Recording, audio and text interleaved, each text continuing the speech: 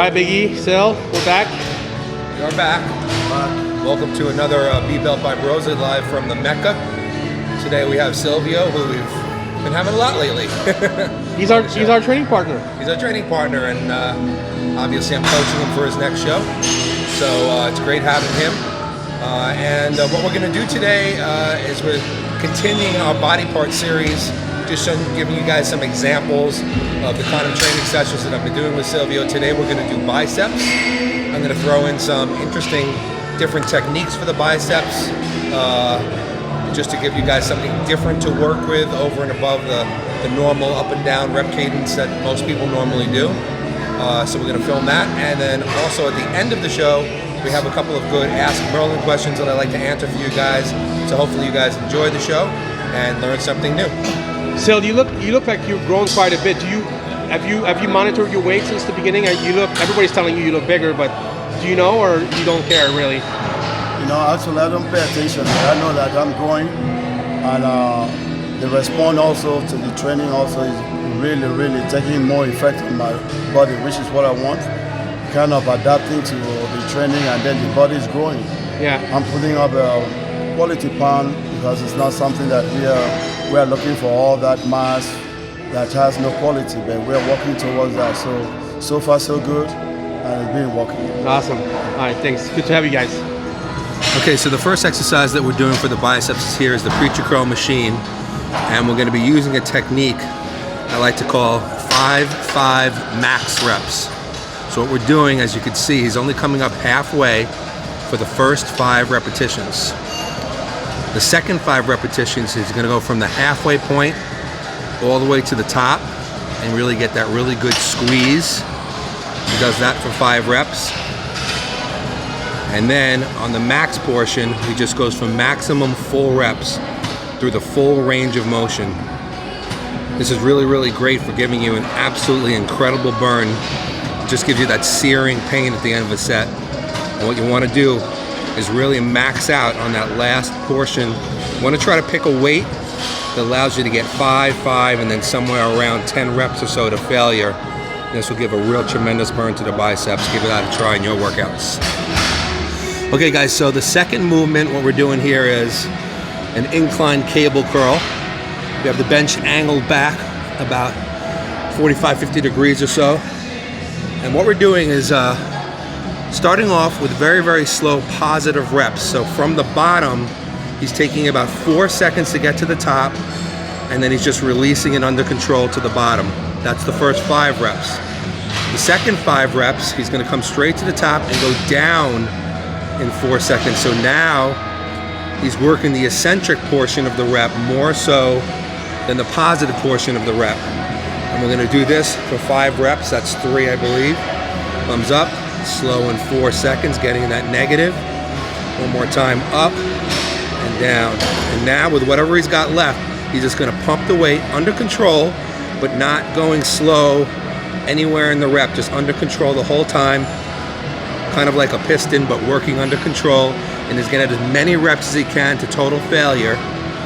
And again, this is just another great way to make the muscles work differently than the basic up and down stuff that we all normally do all the time, to get a different effect on the muscle, a more intense burn, and a different growth effect. Give that a try. Okay guys, for the last portion of the bicep workout today, we're doing a superset. Now this exercise here, the lying overhead cable curl, is one of my favorite exercises for building peak in the bicep. Now when I say peak in the bicep, that really means that we're building the brachialis muscle, because when the arms, the elbows are up away from the sides, and especially when you're curling back over the head, it very strongly engages the brachialis, which lies underneath the biceps. When that is developed, it'll help push the biceps up higher, giving the appearance of a greater peak. This is a really good isolation movement, no cheating involved, and the key is to curl back behind the head for the fullest contraction. I'm gonna give him a spot real quick.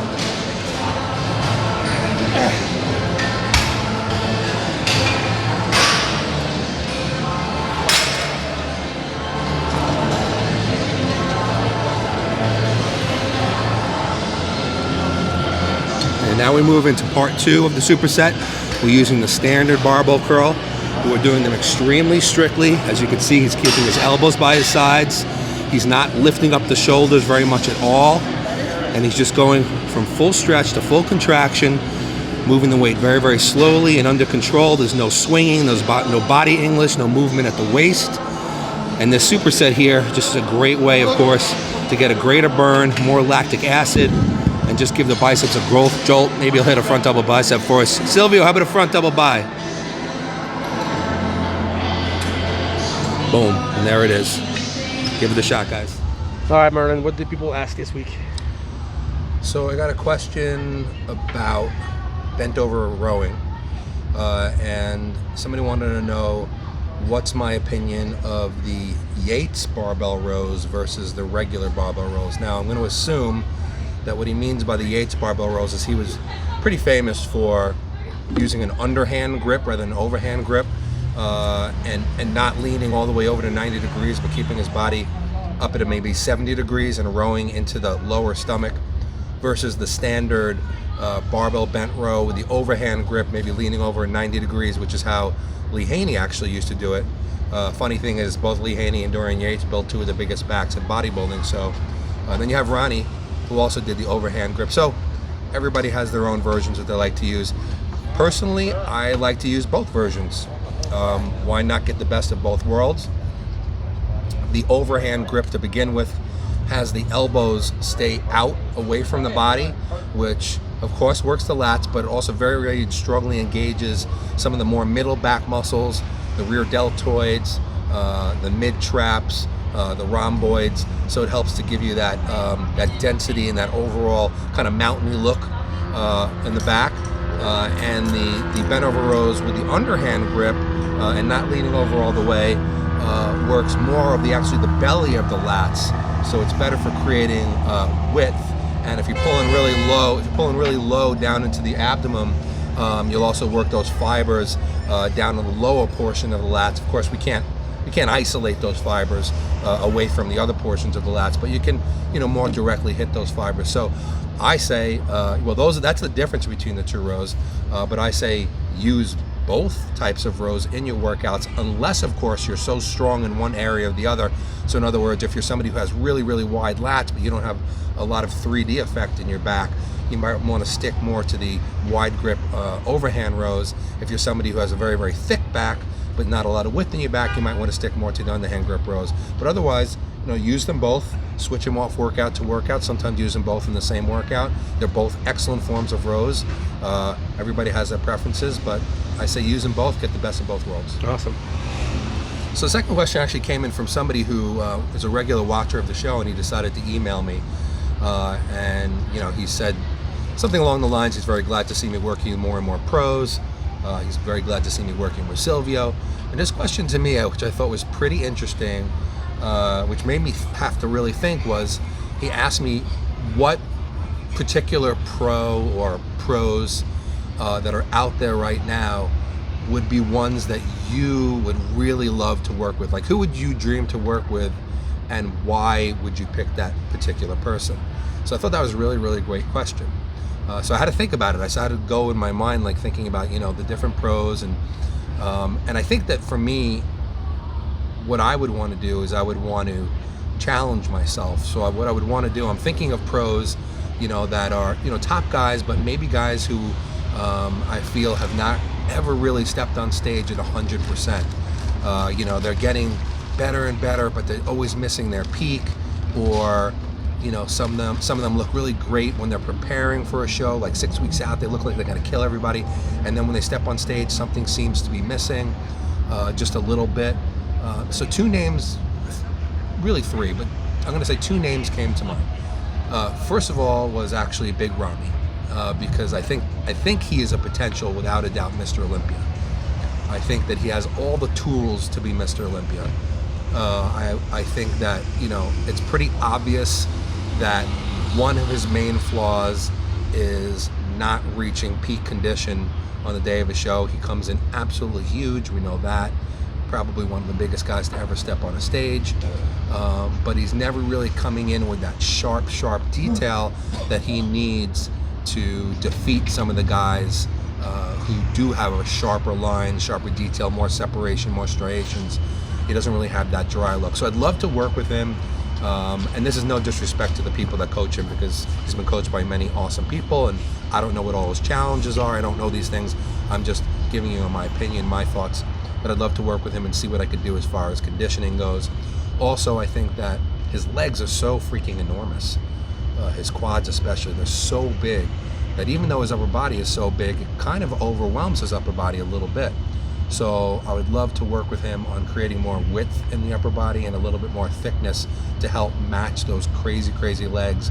I wouldn't say he's as disproportionate as Tom Platz was back in the day, but I think that if he could even out a little bit more, again, that would give him another advantage and just make him, pretty absolutely unbeatable. The other guy that I would love to work with, and that this is for a number of reasons, is actually my teammate on All Max Nutrition, and Steve Kukla. I think Steve is just potentially just a top 3 in the world guy. He's one of the nicest guys you could ever meet. Hard worker, always killing the gym, and always improving, as can be seen by his top 6 finish in the 2019 Mr. Olympia. But when I see him, and I hope, Steve, if you see this, don't be mad at me, because I love you.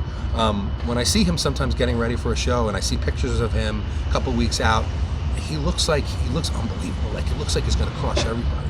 And then when I see him on stage the day of the show, yes, he still looks amazing, but I feel like he flattens out a little bit, maybe holds a little bit of water, just like misses that peak. And I don't know, I feel like something's happening in the last week of the show that's keeping him from being his very, very best. And I would love to try to figure that out and troubleshoot it and get him to look more on stage the way he does a few weeks out.